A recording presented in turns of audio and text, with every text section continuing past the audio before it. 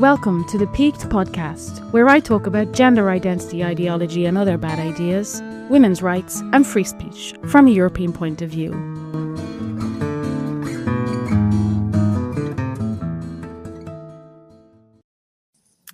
I have just hit record. So your name is? Lina for today. Lina for today. Okay, so we have another Anna on terf on the No Frills Peaked podcast. Lina is from France, but is living in Dublin, so she's aware of both contexts. Which context are you most familiar with, Lina? I would say France. France. Okay, so you're following all the time the news. Can you tell us a little, or as much as you know, about this new report by, or this proposal by Les Républicains that came out this week? Do you know much about that? Yeah, I did read a bit about it. I will be honest with you, I don't think there is much news from the report that what we know already, but it's nice that it's coming out, finally in the Senate. So it's kind of like the Republicans that have looked at a report over a year about the push of trans-affirmative medical care for minors. So they are kind of saying that, trans activist organizations are expediting the course of children toward transition. I think the report mentioned that in the last 10 years, the number of kids, many girls, identifying as trans has exploded, especially in Occident and Europe. They say that the medical specialists are easy to diagnose children with gender dysphoria when the issue could be related to something else.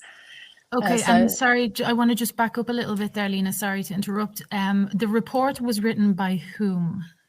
So the Republican, I think there is one lady that is the most involved, but the right party in France. So it was based on, so they did their own, or they commissioned someone to do the research, or Les Républicains took it upon themselves to investigate this issue, and now they've come to the Senate and they said, look at this, we have this proposal based on this report we did. Is that what happened? My understanding is that there is across 72 people, maybe from different backgrounds, including medical, that have contributed to this report. Okay. And Les Républicains, in terms of where they stand along from left to right on the spectrum in France, I assume they're center-right, right? Where would you place them? Center-right. But anyway, the backlash is coming from the fact that they are right anyway. So now everyone defending, the trans ideology will just play on this. Yeah, and say that it's right, the right side. So obviously, they are fascist and bigot. And in terms of, is anyone from the left or the center even standing up and saying, yeah, maybe this is a good idea to look into this as a potential medical scandal that one day we'll all be deeply ashamed of? Not yet. From what I have seen in the last couple of days, some left side figures have talked against this report. And what about the main newspapers? What have they said about it? They are siding, with this. I mean, they try to stay neutral, but some of them, Le Point was a big one, and Le Figaro were the one that were releasing this article. But yeah, as I say, it's good that it's finally coming out, but because it's from a right side political party, that's going to be challenging, So what would you, because this is the eternal question, I think, in turf world, if you had the choice between getting exposure via a right-wing outlet or through a right-wing party, or not releasing the report or not getting any exposure, what would you choose? I'm thinking specifically things like Kara Dansky on Tucker Carlson, or, these kind of scenarios where there's really a big split between you shouldn't, in my own personal travels, I've come across this dilemma also where you say, there was plenty of Brussels-based press that would be interested in certain stories, but because of their connections to Viktor Orban or because of their connections to right-wing, it would actually probably do more damage than good. What would you say about this particular incident, this report? I would say that, this is not only a political issue, so it needs to come out. Obviously, we know that from what I have seen, and I think people still live with this idea that that the left is the good side and the right is the bad side, and things are not black and white. That's the main issue that we are encountering. Like, we shouldn't be looking at who is releasing this report, but what is into the report, regardless of who is speaking for it. And that's how I'm trying to take news like this. I know that, for example, in France, Marguerite received a lot of backlash because she went to talk to a right newspaper. This is Marguerite Stern, who's one of the most prominent gender-critical feminists, or femalist, as she calls herself. Yes. I think, did she still say that? So who did she speak to from the right? I don't remember the story. I think it's called Livre Noir. It's a right side magazine and newspaper. But they were the only one that were, receiving her and asking her the right questions. So that's why she want her voice to be heard, she had to go somewhere. I don't think that then the interview were sided or orientated in a way. It was very much neutral, but it's just like, obviously people just see what they want to see. And then they use this against her, And you agree in principle that Marguerite Stern was right to speak to Le Livre Noir, or were there other people? Because I understand you're more on the rad-fem side of things than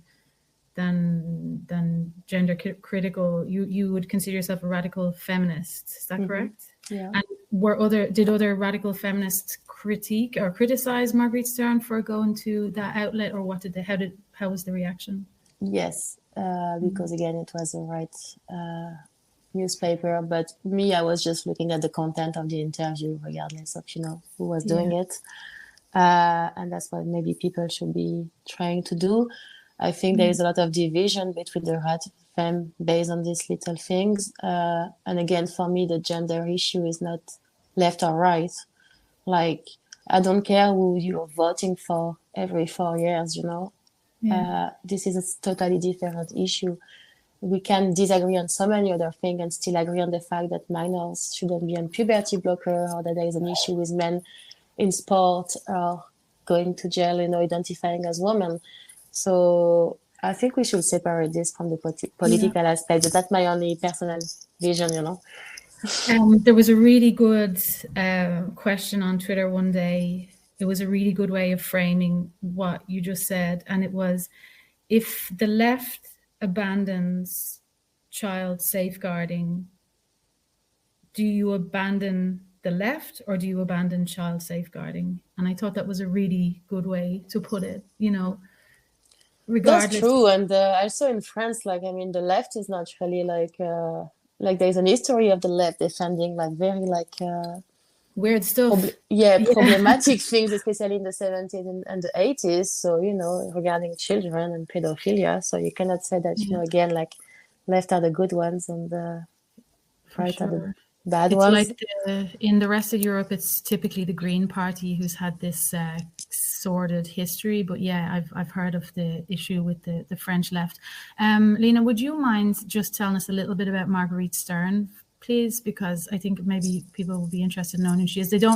She's kind of a big star of the GC movement in France, and I don't think she's that well known outside of it. She doesn't really do the international circuit like other feminists do from other countries, but I do know she was supposed to come here to Brussels last year, and the trans rights activists basically prevented her from coming.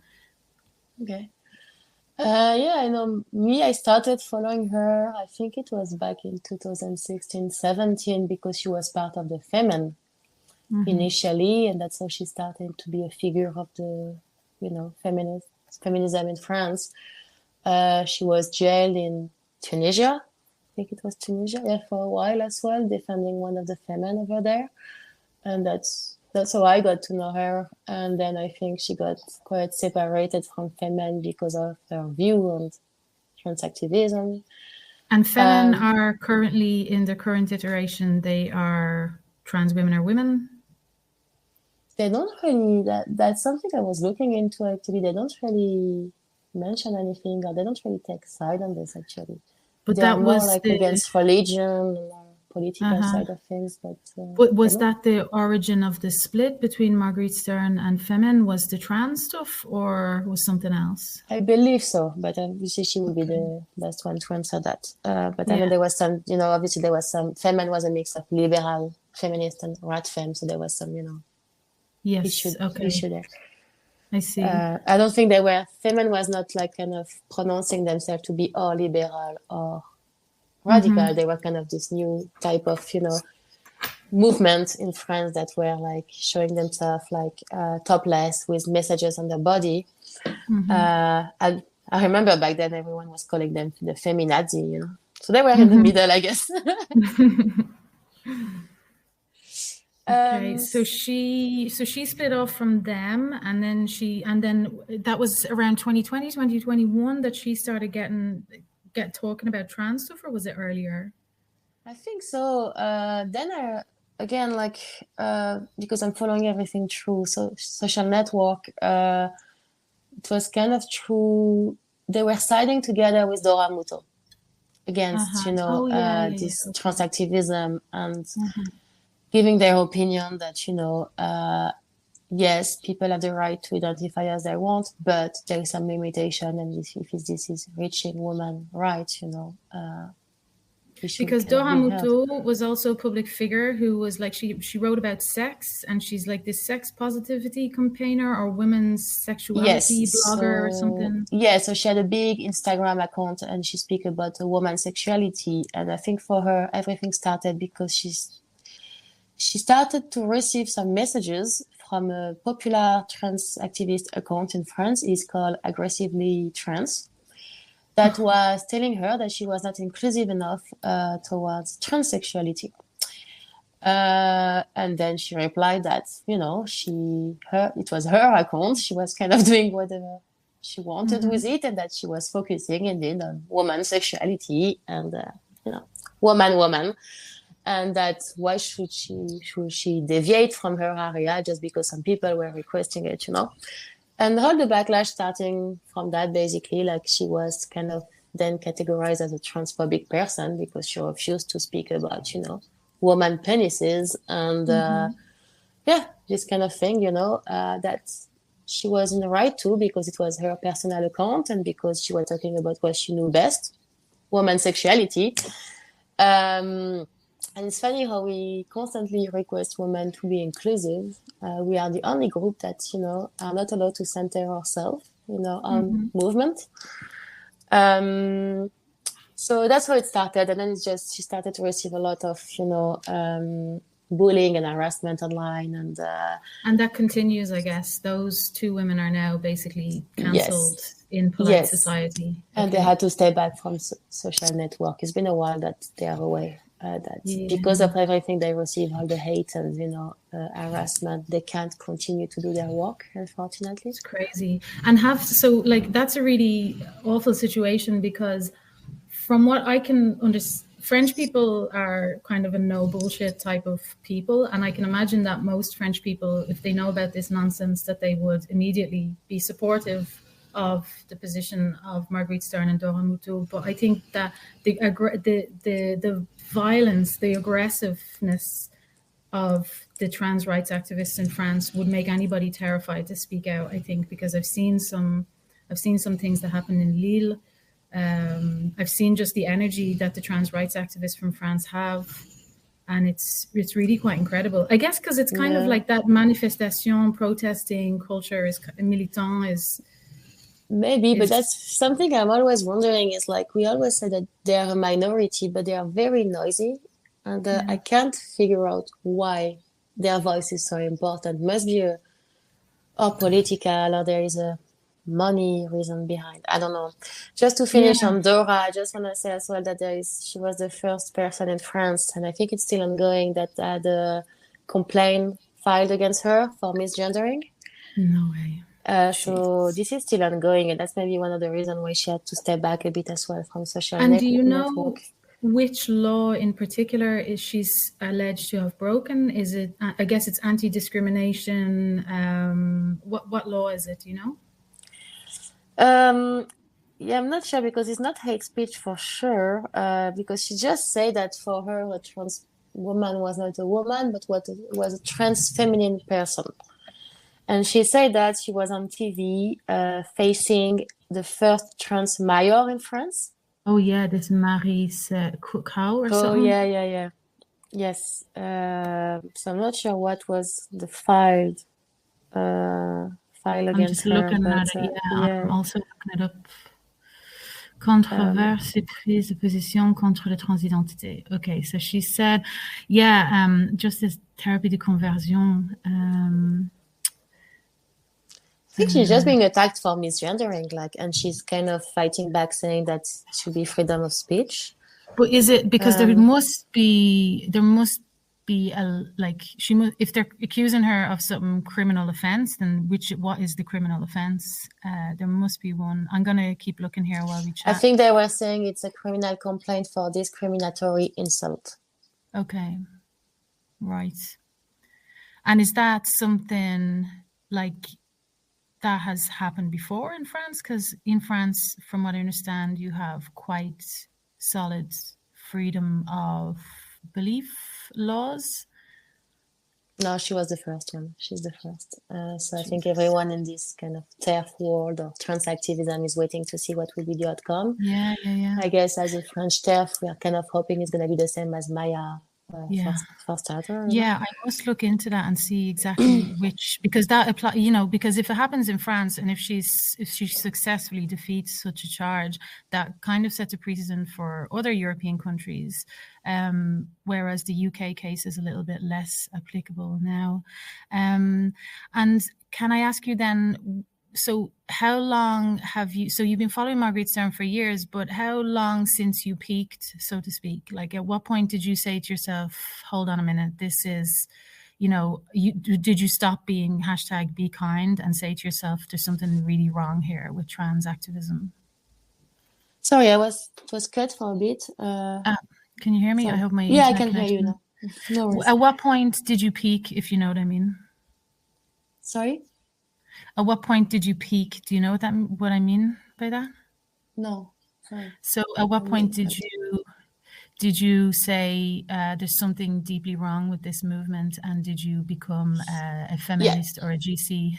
So I think that, as I mentioned to you a bit earlier, that anyway, this is something that always made sense for me. It was common sense for me to believe that, men, regardless of how they identify, they have nothing to do in women's jail, they have nothing to do in women's competition, that they will never truly be women.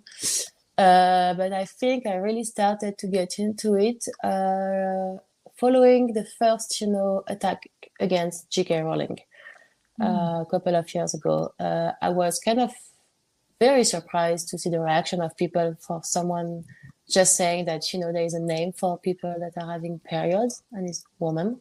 I think it was the first tweet that started everything around J.K. Rowling supposed transphobia. It was this tweet when she said that, there is a word, for people with period that they are called women, And was that when you were living in Ireland already? Were you already in the Anglophone world, or were you in France? Yes, I have been in Ireland for more than 10 years. So, yes. So that it's fair to say then that if you had been in France, that story didn't really pierce French culture that much. It's possible, yeah. Possibly, yeah, that's true. Yeah. But I think it's also just simply be on Facebook and social media, like people of my age. I'm 33 right now. Like 10 years ago, we were a lot of starting with Facebook, and everything was kind of coming through this. I didn't have Twitter back then. There was no TikTok. There was no Instagram. So I guess it was, and I'm not reading newspaper, so. But would most people, what's the general awareness of the situation among normal French people? Like, if you said to them, did you hear about the controversy about J.K. Rowling? Would they know what you're talking about? They will know the big lines. She's transphobic.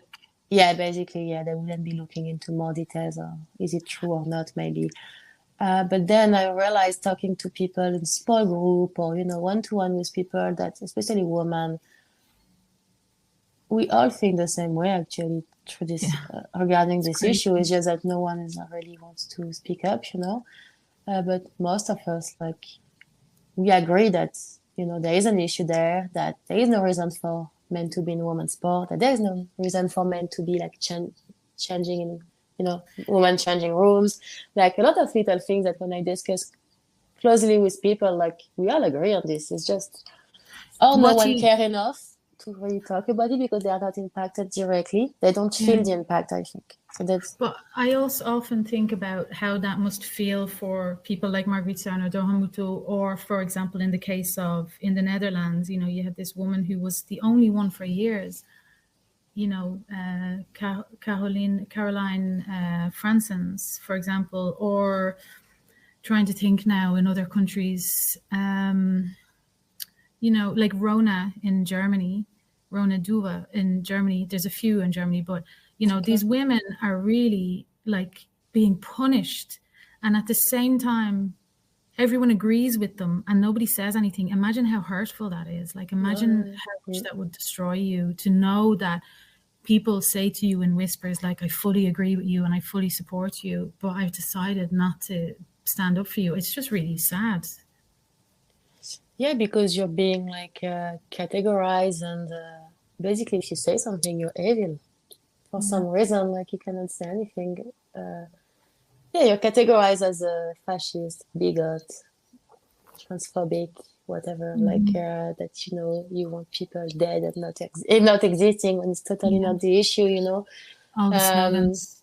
Yeah. So, and it's very aggressive from their side, I think. And so you've been in Ireland now for a few years. If you were to compare the two countries, what would you say? Because as far as I can tell from where I'm perched here in Brussels with kind of a view on a lot of different countries in the EU, I can see it's the same. It's the same everywhere, just the characters are slightly different. But the trans movement is very, very similar everywhere with very few cultural differences. But do you notice many cultural differences between, I suppose, the manifestations of trans in Ireland and in France? I've noticed one thing about France, actually, which is that in the support groups, quote unquote support groups for parents of trans identifying kids, it's much more acceptable for French parents to express doubts. And it's almost always the first thing that they do. When they get into these groups, they start to talk about, c'était juste trop vite, on est un peu perdu, like they straight away sort of expressing that they've been really shocked by it, and that's okay. Whereas you can't do that in the UK groups. Any doubt, you can't do that in the Dutch and Belgian groups. You have to affirm. And I'm always surprised to see in French groups that they're slightly more forgiving of the parents asking questions amongst themselves. Have you noticed any major cultural differences given your experience with the two countries, Ireland and France? The only thing I can notice here, because I'm working in tech, and I can see here, because of it's very Americanized, the place of work, how this is taking a big place in the workplace. It means that, everything now is about inclusion, Twilight, or, every single event coming out, like Women's Day, the first thing that it was coming out in when it was advertised for the company, like that they were doing some talk about Women's Day, was about inclusion, and you know straight away what they mean by this. Like a year ago, they had a talk as well for the Pride, so that was supposed to focus on, LGBTQ rights and how we are making sure that they are protected, because I'm working for one of the main social network companies that exists, and so how do we, protect them from hate speech? And there was this document, Q&A spreadsheet that was given to people so they could raise questions, and then the main speaker would be discussing them, and everything was centered on TQ. Actually, there was nothing on LGB. There was question, for example, like how do we handle hate speech quicker regarding, misgendering someone in the comment in the platform, because at the moment it's considered as bullying.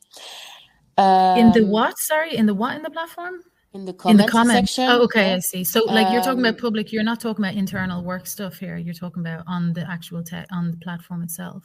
Yeah. So if you leave a comment and you misgender someone, can we soon start to ban you for hate speech? Because at the moment it's like classified as bullying.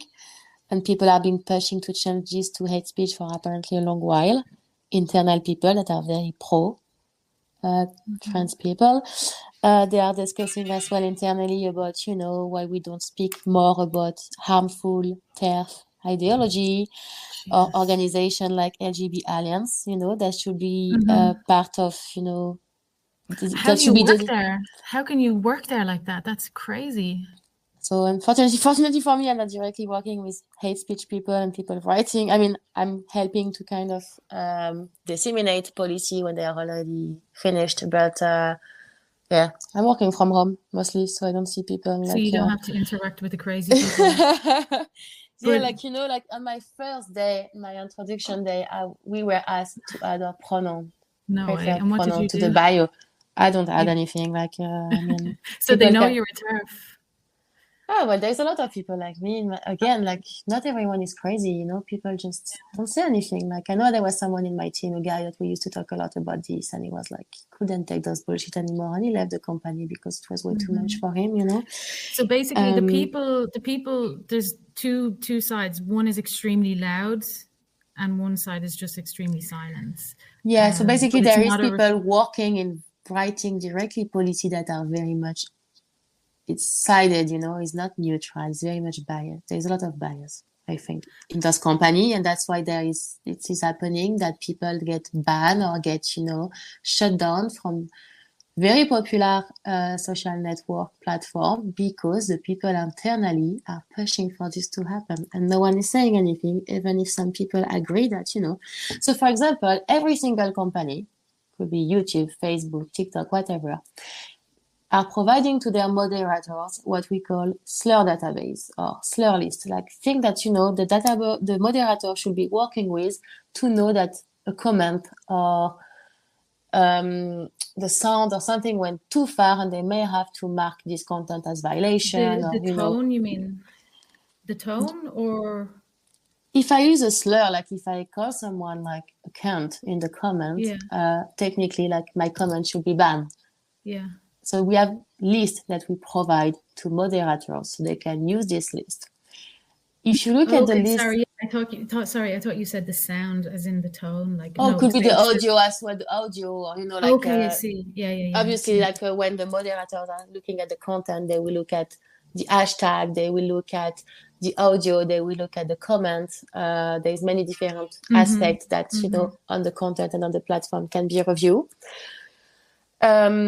So we are providing moderators with lists so they can refer to. If you look at the list for example, what is supposed to be slur against women, it's very limited, and TERF is not part of it. But there is a long list of slur against to protect trans people, in many different languages. But no one will ever raise, because that will be no one will ever dare to say, hey, what about TERF? Because TERF can be used as a slur. Because if I say someone, you're a fucking TERF, or I want to kill TERF, this is something that should be banned as a comment, as we do for other type of comment and other type of But slur. You are saying that, for example, insults against women, sex-based slurs, they are on the list. So you wouldn't get in trouble if you said, I want to extend this list of slurs about women to not just cunt and bitch, but I also want to, there are lots of other things that women get called. Yeah. So we have a list, but no one will never say,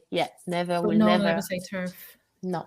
And I have worked in different big social network company and close with hate speech and bullying and harassment department, and this is not, there is a silence on this, how can you use this word, this specific word, to attack women? Because no one will ever take the risk to be called a TERF or show that they want to protect TERF on the platform. So it's never been proposed to add TERF to the list. And it won't be.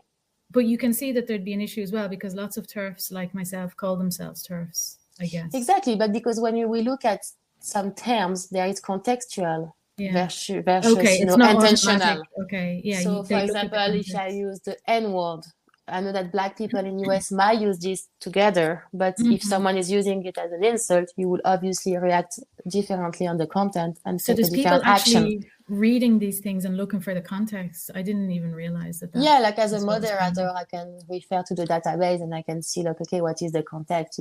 If it's a humoristic or a movie, I might don't block or ban the content. Wow. But if something is saying crazy. that to someone else, yes, because obviously if you're attacking someone on purpose, that would be a different story. So TERF could be in this list because, yes, if I call myself a TERF in my bio or whatever, you know, that's contextual. But if someone is saying something like, I want to kill all the fucking TERF, or that should be, fine. a different approach. So but we don't do that internally because obviously because the people that are writing those hate speech company, they are siding for trans people, So like, this is just, at some point though, the appeasement of this very small, very annoying, very loud community has to start not just reflecting bad on the company in terms of them doing business, but also internally. It must be a nightmare because those people are really hard to please generally. So do you notice that they also make a lot of demands about their special identities and I mean the protection of people's special identities, even if they themselves don't identify as trans? Like, do they make life hard for the company? Are they demanding or not really? For me, I was more shocked, for example, with like trying to ban LGB Alliance, because this is like also an organization that is protecting people, a community of gay and lesbian people. From, you mean suspend or shut down their account, you mean? Yes, from the platform. Oh, wow. And this is a request that have been coming, but obviously so far it's not happening because there must be a bit of common sense that, there is no reason.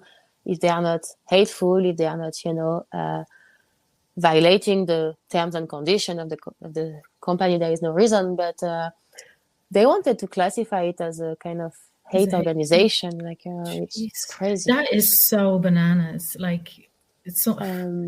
That is just. So this is happening in the background. People don't know that, And but yes. So I wanted to say something else, and I forgot. Sorry, I distracted you. Maybe I have other questions. Maybe I'll start asking you my question, and then did it come back?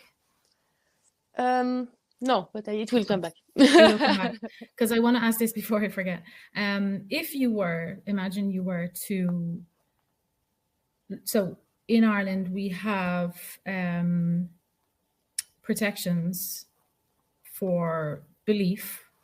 Ireland hasn't transposed correctly the law that protects you and your speech in the workplace. So the European Commission told Ireland years ago, like it told all EU countries, nobody can be fired on the basis of their belief. So that was the law that my Forstater, I'm going to explain this probably very badly, but that was basically the law that my Forstater's success was based on, that you can't deny somebody work opportunities because she wasn't an employee based on their philosophical belief.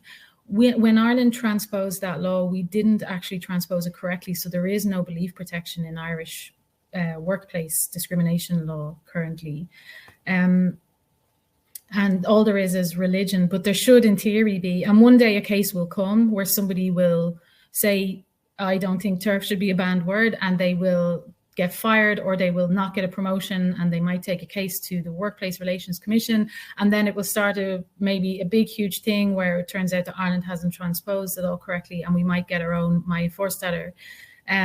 But so I'm just trying to imagine in your context, I'm not suggesting you should do this or anything, but if you were to, if you were, like other people do, to set up an informal network, let's say, in your place of work, that is, part of the diversity and inclusion scheme of your work, and say, we want to set up a network or a group of people who believe that biological sex is real and important, and these are our beliefs, and we want to make sure that the work of the company reflects this diversity of belief.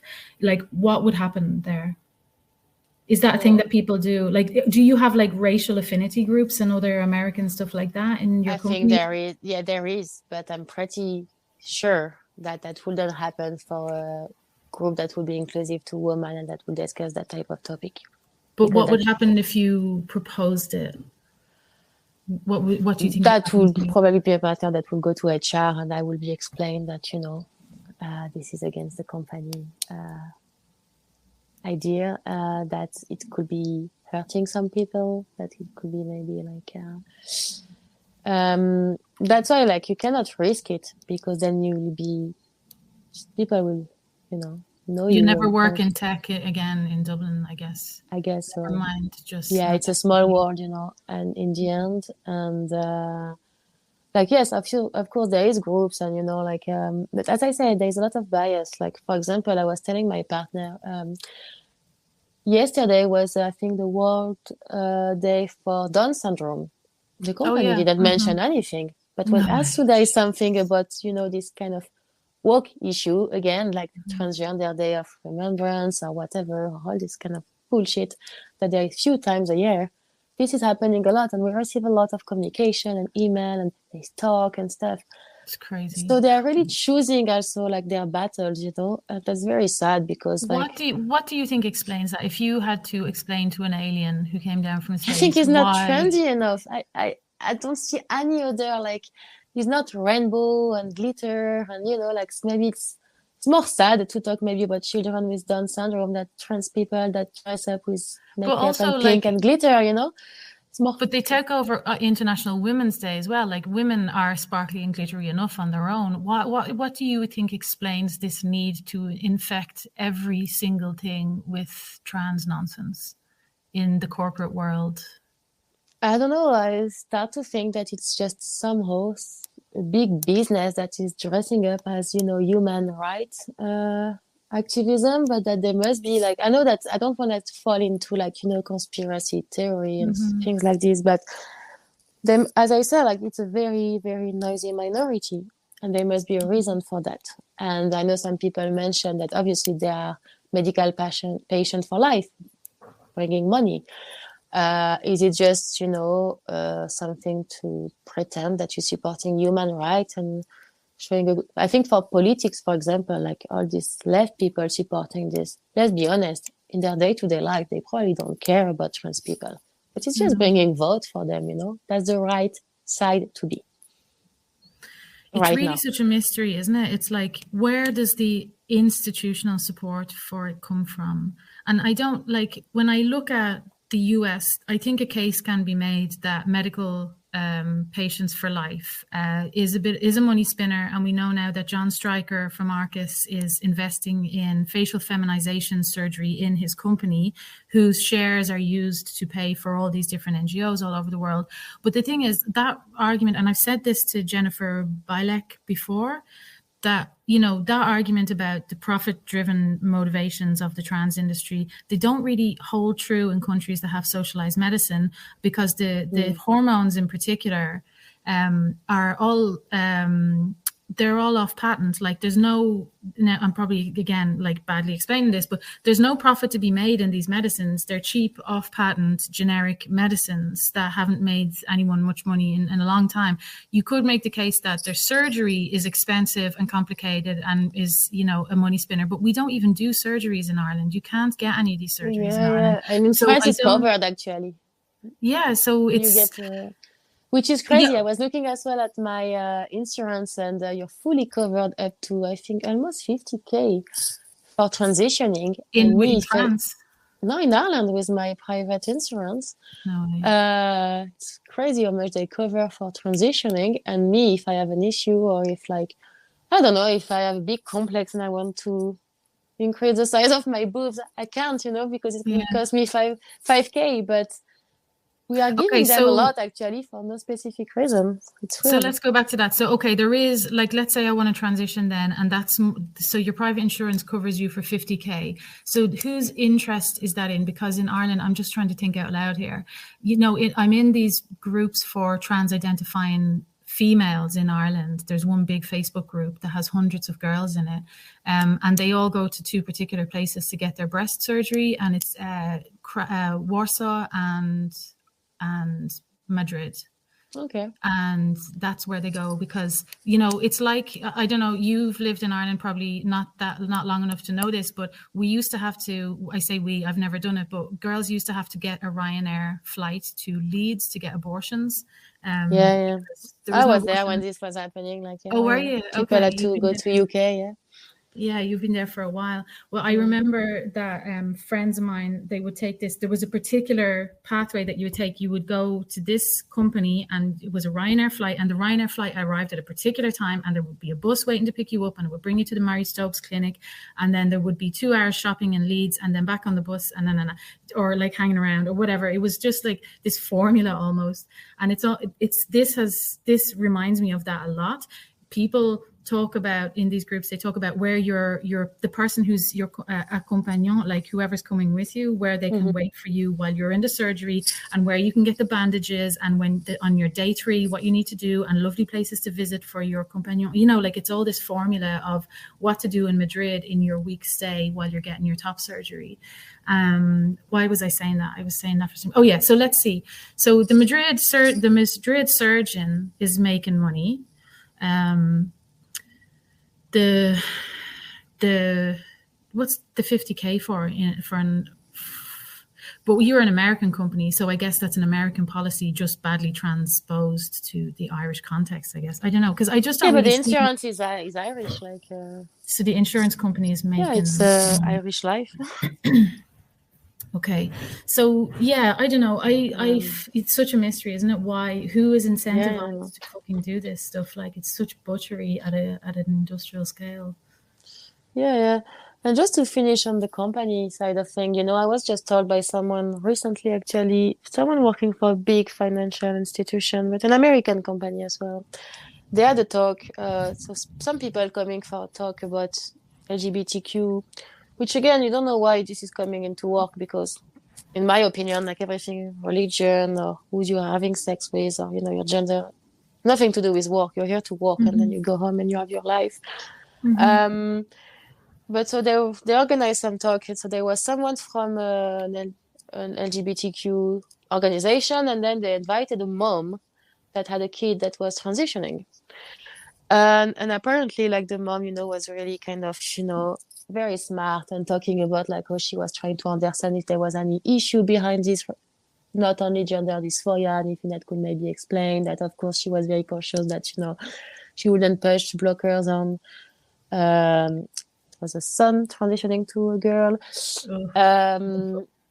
That she was kind of with concern. She wanted him to wait a bit. She was okay with him dressing up as he wants or whatever, if he wants to be called. Apparently, because obviously she's the mom, she made some mistake in misgendering the kid, because he came out of her, and it was his son, and she's having a hard time to call him she.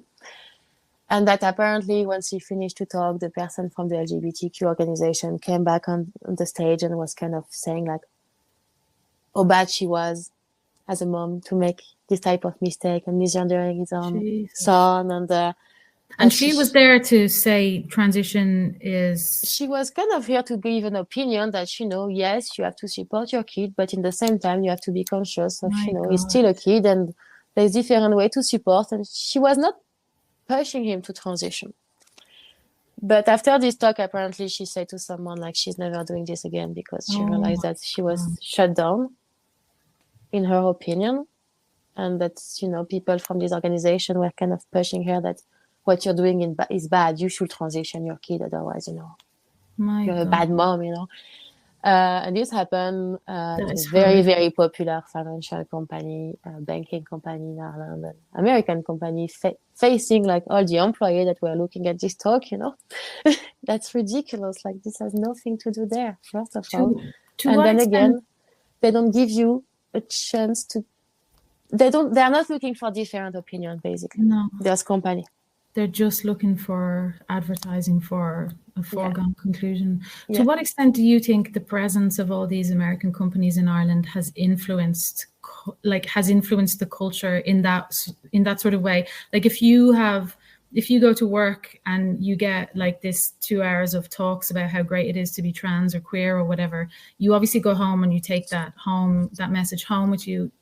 To what extent do you think that's true? I don't know if it's influencing in a way that, in my opinion, a lot of people that are into this at the moment are quite young.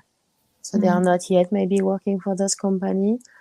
But I wouldn't know. Like, I know that a lot of people, again, like, I know that a lot of people are like me. They think it's bullshit. But there is a portion of people that are not numerous, but strong enough to push for all these things to happen, you know. So yeah, why? I don't know. Crazy. There's did you ever hear this story about Enzo in France? No, I'm not sure. This is a really bizarre story.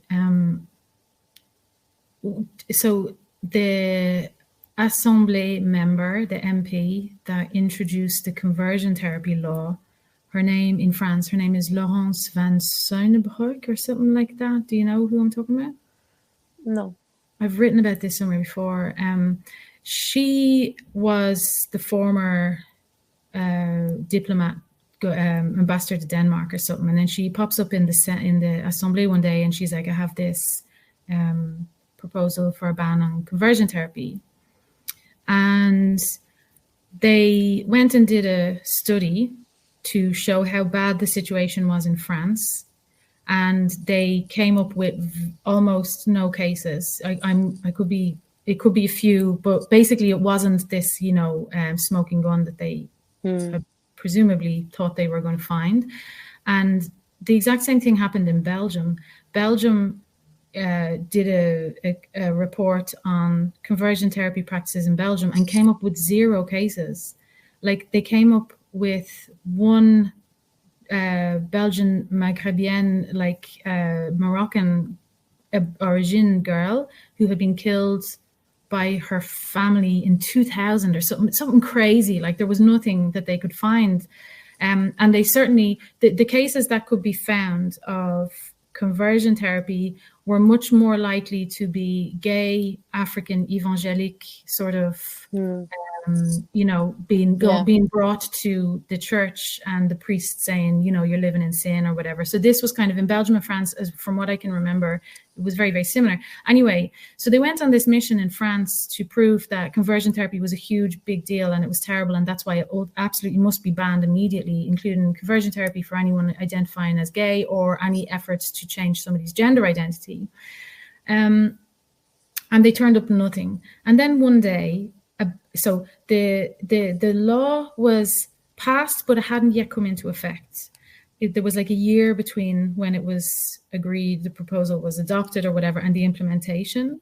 And in that time, lo and behold, a young, quote unquote, boy, so a trans-identified girl called Enzo, was kidnapped by her family and brought to a remote cabin in a really far away region. It was in Perpignan or Montpellier, one of those, and was tortured.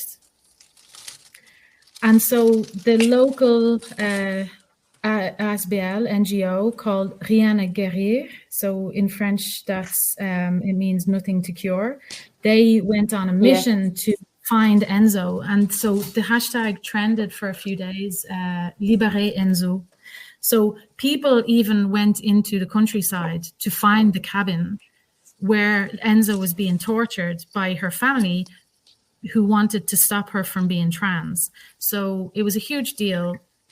And this Van Suynebroek, this MP, shows up to the Assemblée and she's like, you know, this terrible, this awful, I knew conversion therapy was happening. Look, this transgender kid is being tortured somewhere.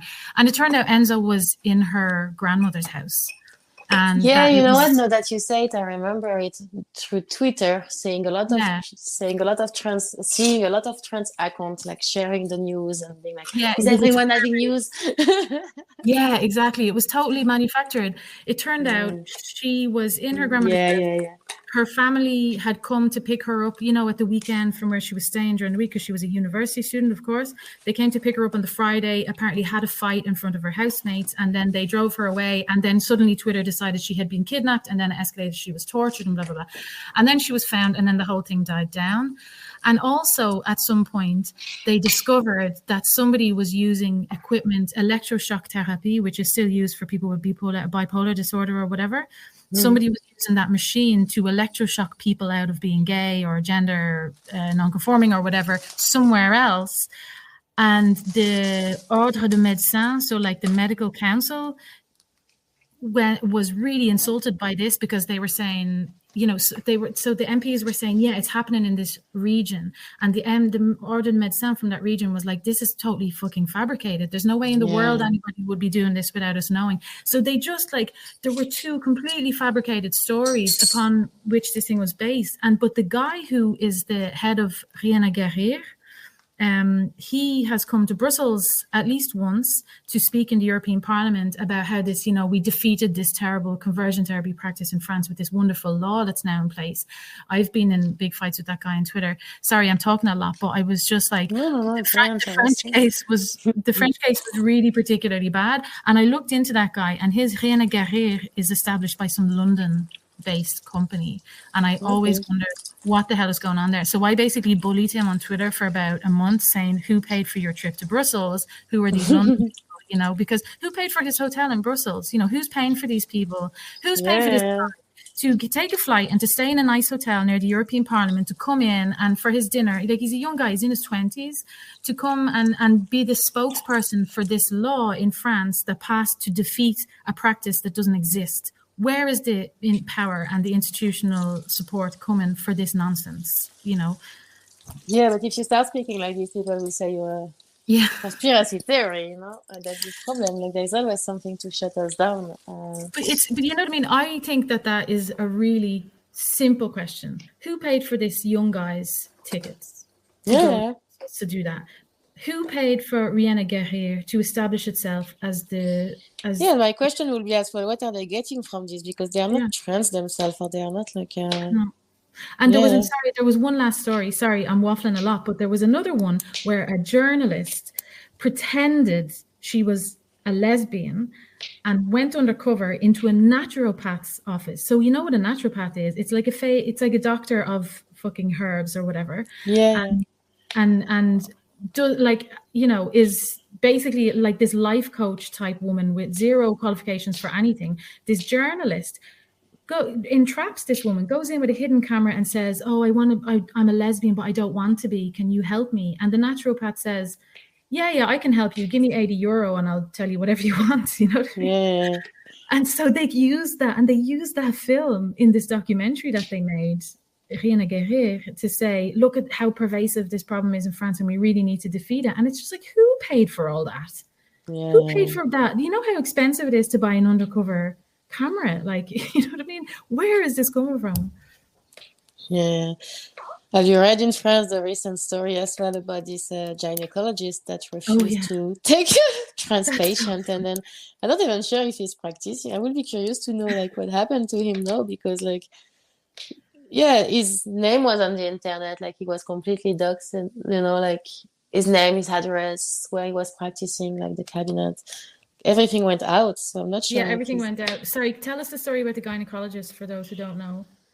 So, and again, apparently this was also like kind of, fake-ish, because it just came out, I can't remember from where, from few, again, like popular trans accounts. There was a screenshot from Google review when someone is complaining that, this guy refused to take me and my partner is trans. So a trans woman, a man, identifying as a woman, trying to take an appointment at the gynecologist. And the gynecologist replied on Google, but he didn't, try to kind of, sugarcoat them. It was like, you're not a woman. My specialty is for women. I'm only treating women, basically. So I told you, no, and apparently the guy defended himself, saying that they already came to his place physically. No. He explained to them that he had no training on trans women, because some gynecologists probably do it and receive specific like training, no, to take indeed maybe post-surgery trans woman. I don't think even this one was, I don't know for sure if this one had a surgery even, you know. So I think it was related an issue. I can't even remember if it was something like he wanted to do a check on the breast or something like this, like breast cancer or whatever. And then they went on Google, left a bad review. So I think he was just pissed off because, you know, they tried to kind of, you know, this kind of, that he already talked to them face to face, but they decided to go anyway on Google to put a bad review for everyone to see. So that's why I think he responded like quite, like, you know, straightforward. So it was kind of like also kind of an entrapment. Also, I think he was fed up. You could see that in the answer. Yeah, exactly. But he was fed up, so the answer was quiet. You know. But it's fair enough. But it's fair, yeah. I mean, he told them like, "You're not a woman. My patients are women, so that's it." Like, and then the backlash was crazy. Like, hold on, the backlash was normal people saying you're an absolute freak for even asking him to treat you, or the backlash was towards this? Oh, there was both of them, but again, the organization supporting trans, I think, wanted him to be removed from, you know, like his license to be removed. We're asking of crazy things, like of course he's transphobic, you know, because regardless of the fact that he didn't want to treat him, he did say that you're not a woman, you know. Yeah. But, you know, I think people are just fed up with all this bullshit. So that's why they start to react a bit more, you know, like... Oh, I can't wait for all this house of cards to fall down. But you know what worries me when I hear stories like this? It was the first thing I thought of was that there's so much money behind this and there's so much willingness and motivation to change actual laws that I know that some of these are just the precursor to actual legal cases. And I don't know how it really works in the medical world. I don't know if you can sue the medical council for not training doctors to treat both trans women and quote unquote cis women. Not that those things are actual real things, but, you know, I sometimes, there's quite a few cases before the European Court of Human Rights that are about trans issues. So, you know, and I just really worry that the climate that we're in right now, these activists with all this money, they're going to be able to go and actually and get laws changed, and you know, that can be really bizarre and nonsensical like this, like you know. And when I hear stories like that, I'm like, oh my god, please don't tell me he's got like 100,000 Arcus money or Arcus euros behind his quest, and he's going to, you know, sue the Ordre de Médecins or whatever. This is what scares me. Yeah, no, but a lot of people were defending anyway this doctor because first, I don't know how it is in other country, but in France it's quite hard to get an appointment for this type of practice. You can wait for a few months, you know. So why should we? Oh, you mean in general? Yeah. Like, I mean, there's already like very little, you know. But they might kill themselves, Lina. Yeah, exactly. Yeah. They might kill themselves if a doctor doesn't look inside their flesh wound and tell them they're a good girl. I'm going to run out of time soon, but I want to ask you. I usually ask this earlier. What is the current situation with self-ID in France? You have legal gender recognition, but you don't have any sort of major push for self-ID, if I understand correctly. I'm not sure, actually. You can go and change, you know, your gender. There is quite a process. Everything. There's a lot of paperwork in France for everything. So my understanding is like days. No. Okay, so there is like a self-ID light. Yes, I will say, but I don't know what are the exact requirements. But you can change your name anyway. Then to change the gender, I don't think you have to prove surgery, but you should double check. And because I know that a lot of people will say, oh yeah, look, my paper say I'm a woman, you know. Even some account that I had some argument on Twitter, but I wouldn't be 100% sure that those people went through surgery yet. So maybe you need to be on hormones therapy or something like this, or maybe you just need maybe just a doctor's letter saying you have exactly. Yeah. A last question that I've always wondered, how is it that such an American import has gained such traction in a country like France that is like averse to Americanization culturally? It's not about only being Americanized. It's more like the idea that trans people are pushing is like, this is human right. This is like accepting everyone as they are. This is the freedom of being. France is a country that has been, defending the liberty of speech forever. So you cannot be against this if you're in France, that would be...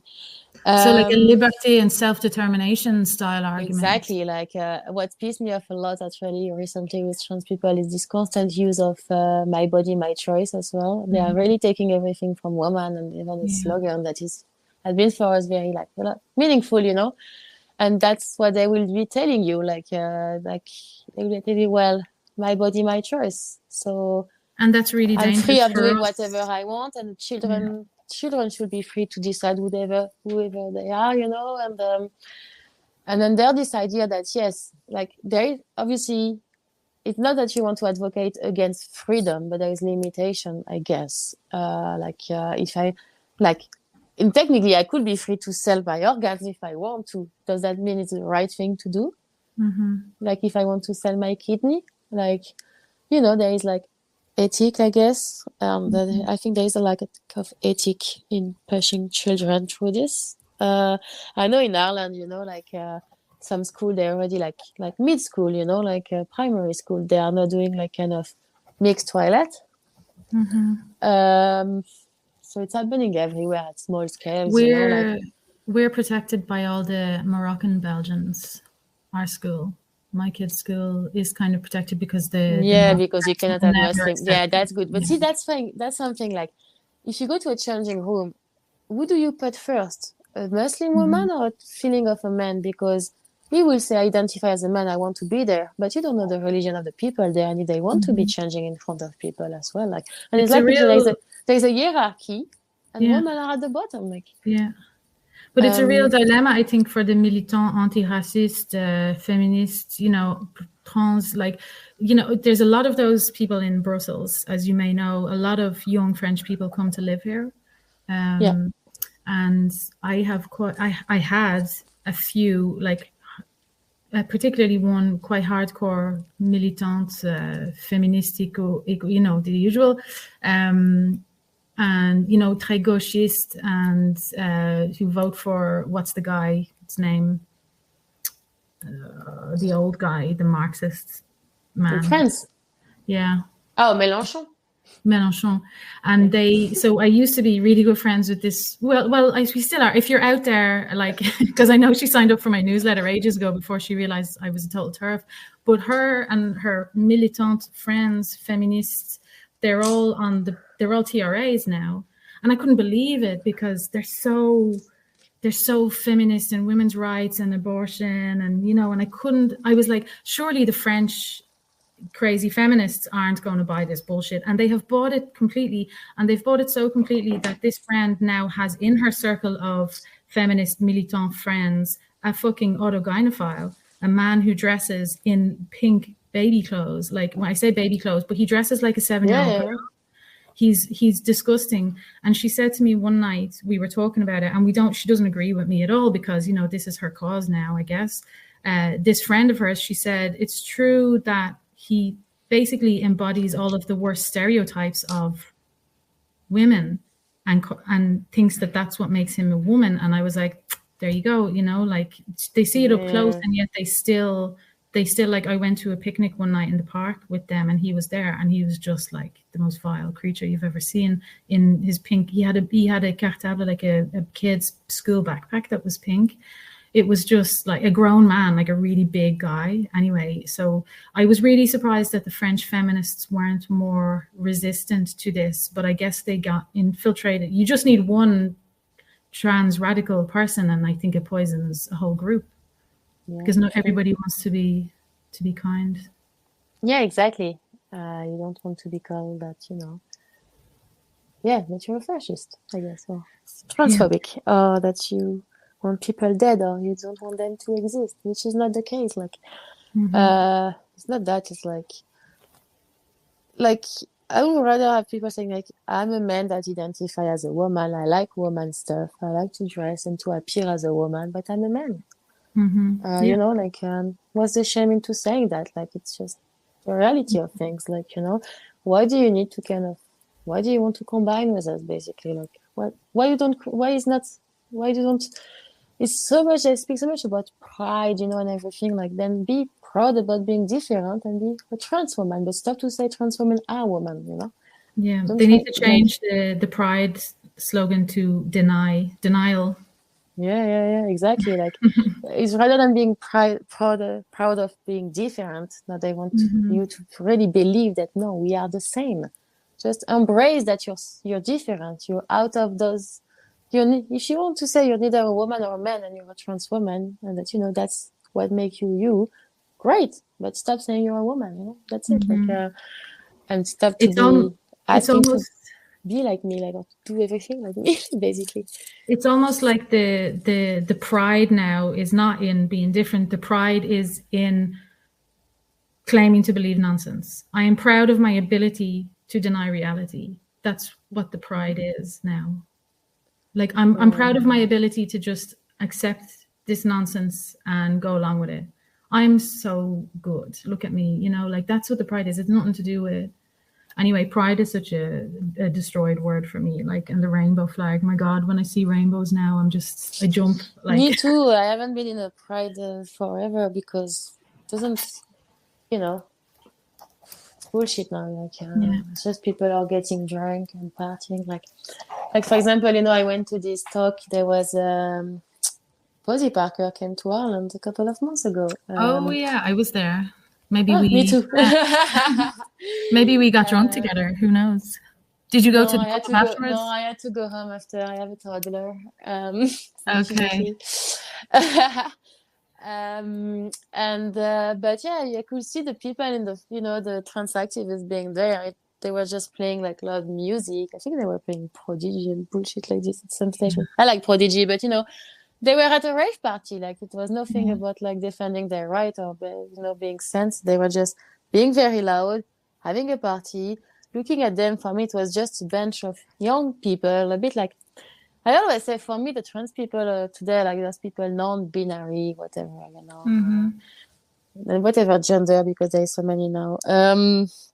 They are kind of the emo of today, you know, like Emos, 10, yeah. 20 years ago, the people that would not fit and that you will make fun of with the weird haircut and, you know, weird style was the emo. And now it's kind of, you know, I see someone with blue hair. I'm like, oh, this person is probably non-binary.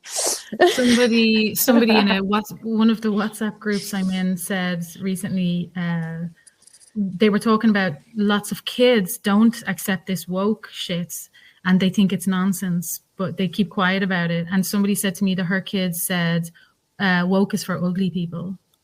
But that people that don't fit, like, I mean, it's funny to say, but it's true. Like, when you read that, a lot of them, they are like autistic people or people with depression, or those people that are not happy with themselves. And they're literally controlling the culture right now. Like, how did the ugly emos become so powerful? Like, it really is just such a mindfuck. It really because is. it's true, you don't see healthy, good people or people that, you know, are happy with them. Anyway, from the moment you're not happy with your body and you think that you're not in the right body, there is an issue. Anyway. Like, did you see that video after the Posy Parker event in Dublin where they showed like this stream of people walking and you saw so many women with walking sticks or even wheelchairs maybe? Did you remember that video? No, I haven't seen that one. No. And I also have a video from Posy Parker in Glasgow, and they did like they did also the same sort of a march around in a circle, and there was so many people, so many girls with walking sticks, and it's the testosterone effect on their bones. That's the speculation. They have osteoporosis or osteoarthritis. I can't remember which one, because of the testosterone. It's a well-known side effect of, you know, for the menopause, for example. It's tragic. It's absolutely tragic. Okay. Anything more on France that we need to know? Is there anything coming up in France that is no, as I say, we are waiting on the result on Doramoto. Yeah. Do you have any timeline for that? Do you know? No idea. I do think that's why she has been very quiet at the moment, and she's releasing a book on the 11th of April with Marguerite that will be focusing on the trans activism. Okay, so that must mean it will be before the 11th of April, presumably. There'll be something because she can't surely talk about it. Well, we'll maybe see. I don't know, but they were writing a new book, and because she has been writing usually like on different subjects. Obviously, I was focusing on women's, but I think this one they decided to take, the issues like stop to hide and just we're gonna write a book about our issue with trans activism because anyway, people call us terf. People say we are transphobic, so let's go for it, Yeah, I mean, yeah, absolutely. Lean into it, girls. Absolutely. Yeah, exactly. So I'm gonna probably pre-order it on Amazon, and it's gonna be my next read. Absolutely, me too. Okay, so I'll figure out what's the story with the timeline of her case then, and I'll put it in the article. Thank you so much for talking to me, Lina. I really appreciate it, and please do stay in touch with me if you have other things to share. Absolutely, that would be great. Yeah. Woketopia tech company. Yes, that's something I would love to be able to share more. I don't know if at some stage I would be able to share. If one day I leave the company, I wouldn't care anymore. I will share screenshots and whatever of internet stuff, I guess. That sounds amazing. I hope you do. There's plenty of work out there, don't worry. If not, you can come to Brussels, you can sleep on my couch. It'll be worth it. Brilliant. Okay, thank you so much. Thank you too for your time and for giving me a chance to give my opinion. Thank you, Lina. Bye-bye. Bye. If you like my work, you can subscribe to my newsletter by going to peaked.substack.com and taking out a paid subscription.